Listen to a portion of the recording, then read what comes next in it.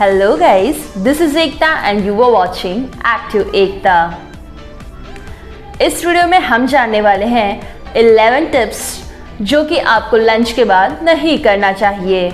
क्या आप भी हर किसी की तरह भारी लंच करने के बाद वॉक पे चले जाते हैं?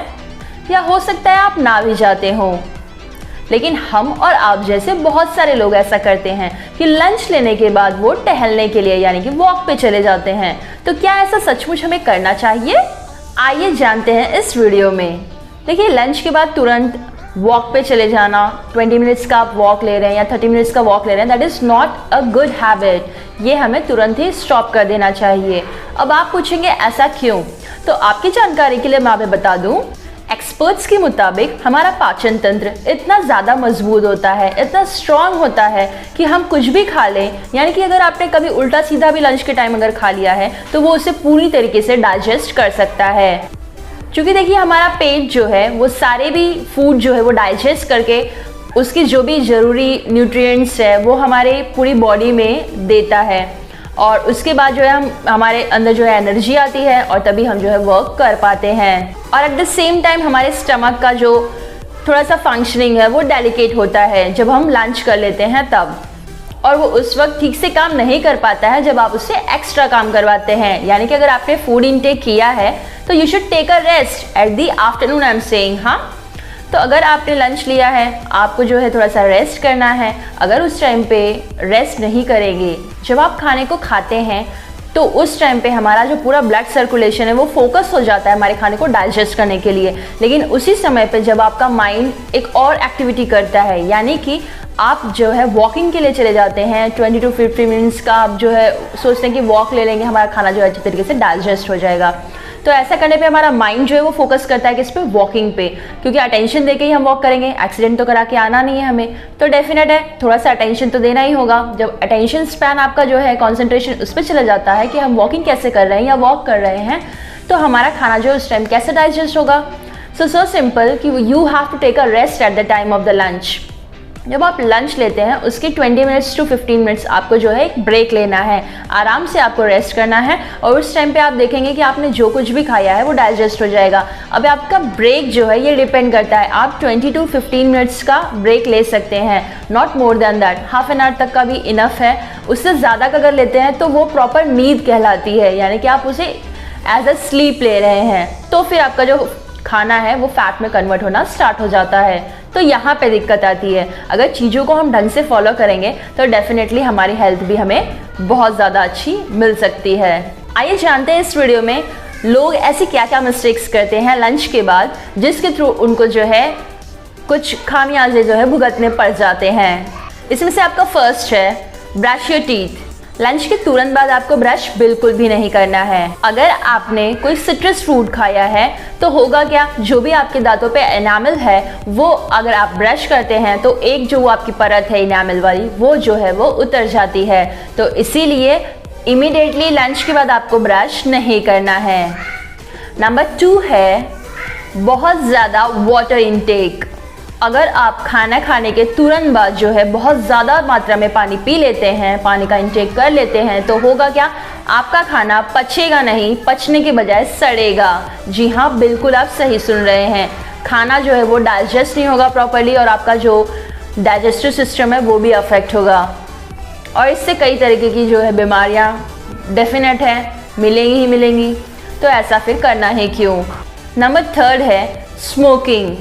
लंच के बाद आपका जो ब्लड सर्कुलेशन वो बहुत ज़्यादा फास्ट हो जाता है, और इस टाइम पे अगर आप स्मोकिंग करते हैं तो ये आपके लंग्स को और आपकी किडनीज को अफेक्ट करता है। नंबर 4 है आपका वॉक पे जाना। लंच के तुरंत बाद जब हम वॉक पे जाते हैं तो जो ज़रूरी हमारे पोषक तत्व हैं जो कि बॉडी में प्रॉपर्ली ऑब्जर्व होने चाहिए वो नहीं हो पाते हैं। इसीलिए इमीडिएटली लंच के बाद हमें वॉक पे नहीं जाना है। याद रखिएगा कि हमने लंच के बाद कहा है वॉक पे नहीं जाने के लिए, ना कि नाइट डिनर के बाद। Got it? या नाइट डिनर के बाद आप जो है वॉकिंग के लिए डेफिनेटली जा सकते हैं। नंबर 5 है आपका ड्राइविंग। देखिए, हमारे फूड को डाइजेस्ट करने के लिए बहुत ज़्यादा ब्लड की ज़रूरत होती है, और इस टाइम पे अगर आपका जो पूरा फोकस है वो खाने को डाइजेस्ट करने में लग जाता है, जिसमें कि हमारा जो ब्रेन है वो हेल्प करता है। लेकिन अगर आप खाने के बाद इमीडिएटली ड्राइविंग करते हैं तो आपका जो ब्रेन है वो वर्क करेगा, आपकी अटेंशन यानी कि कहाँ पे रहेगी, ड्राइविंग करते समय रहेगी, यानी कि आपका जो पूरा ब्रेन है वो कहाँ पे वर्क कर रहा है, आपकी ड्राइविंग के लिए। तो डेफिनेट है कि वो आपका जो खाना आपने खाया है वो प्रॉपरली डाइजेस्ट नहीं हो पाता है, इसलिए इमीडिएटली लंच के बाद आपको ड्राइविंग नहीं करनी है। तो आपका ब्रेन एट अ टाइम एक जगह पे बहुत अच्छे तरीके से फोकस कर पाता है, इसीलिए अगर आप खाना खाते हैं तो इमीडिएटली ड्राइविंग के लिए ना जाएं, आप एक 10 मिनट 15 मिनट के बाद भी जा सकते हैं। नंबर 6 है हमारा सोना। सोना वो गोल्ड वाला नहीं, इट्स अ स्लीप। खाने के बाद तुरंत अगर हम सो जाते हैं तो इससे कई डाइजेस्टिव सिस्टम से रिलेटेड बहुत सारी बीमारियां होती हैं, तो इसीलिए इमीडिएटली हमें खाने के बाद तुरंत सोना नहीं चाहिए। और इनफैक्ट ब्लोटिंग जैसी समस्या हो सकती है, यानी कि गैस की प्रॉब्लम हो सकती है, तो इमीडिएटली खाने के बाद सोना is not a good choice. Number 7 है आपका चाय पीना। चाय में एक एसिड पाया जाता है जो कि भोजन से हमारे प्रोटीन को पचने ही नहीं देता है, सो इसीलिए चाय का इंटेक करना after the lunch is not a good option. और इनफैक्ट चाय पीने से खाना जो है जल्दी डाइजेस्ट नहीं होता है, इनफैक्ट चाय पीने से भी जो है भूख भी नहीं लगती है, तो बहुत सारी ऐसी समस्याएं हो जाती हैं। सो बेटा लंच के बाद जो हम ये प्रेफर करते हैं आजकल कि हमें टी लेना चाहिए, पीना चाहिए, कॉफ़ी लेना चाहिए, ग्रीन टी पीना चाहिए, बहुत सारे ऑप्शंस जो आपको बताए जाते हैं, सो थोड़ा हो सके तो इसे अवॉइड करिए। नंबर 8 है आपका बेदिंग। खाने के तुरंत बाद जब हम नहाते हैं तो हमारे हाथ पैर और बॉडी के आसपास जो भी आपके पेट के आसपास का एरिया है वहाँ पे आपका ब्लड फ्लो जो है वो ज़्यादा बढ़ जाता है या फिर घटने लगता है। इससे आपका डाइजेस्टिव प्रोसेस भी स्लो हो जाता है और शायद इसीलिए कहा जाता है कि खाने के तुरंत बाद नहीं नहाना चाहिए, और it leads to a several diseases also. So better आप पहले बेदिंग कर लें, उसके बाद आप जो है फूड इनटेक करें। और after bathing if you are taking a bath then there must be a 1 hour or 2 hour gap should be there. Number 9 है जिम जाना। अब बहुत लोगों को तो ये लगेगा कि यार जिम जाना तो बहुत अच्छी चीज़ है, लेकिन यार एक टाइम होता है, समय होता है किसी भी चीज़ को करने के लिए प्रॉपरली। अगर आप लंच के बाद ये चॉइस करते हैं कि मुझे जिम जाना है, that is not a good option.